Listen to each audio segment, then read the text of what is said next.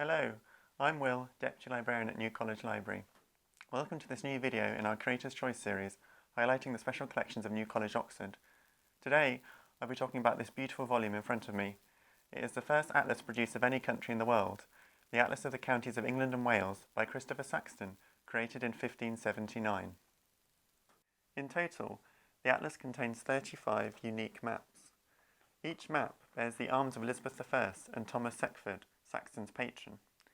The impetus for the creation of this revolutionary atlas came from Elizabeth herself and the Privy Council under William Cecil, the Queen's chief advisor, with Seckford financing the commission. Such an atlas was considered essential in an England facing the threat of invasion from Catholic European powers, most notably Spain. If we now look closely at a map, you can see that they are extremely detailed. Here we can see the map of Oxfordshire, with Oxford in the centre of the double-page spread.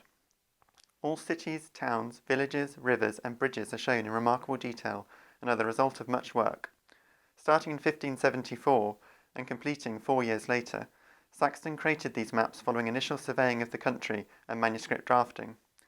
It is believed that existing beacon hills could have provided him with his triangulation points. The second notable aspect of these maps is their undeniable beauty. Although very functional, their design has been embellished by skilled artists.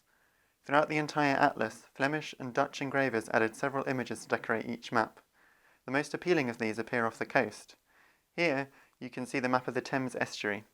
Beautiful images show ships racing to port with their goods, being careful to avoid a range of fantastical sea creatures. As the maps were then coloured by hand, each one is completely unique.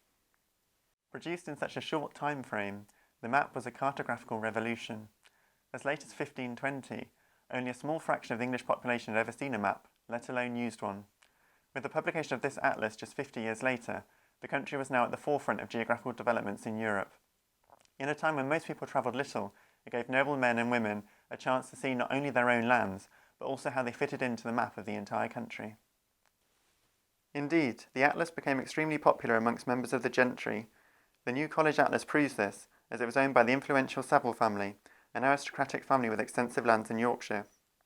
The fact that it was owned by this family is immediately clear from the beautiful binding.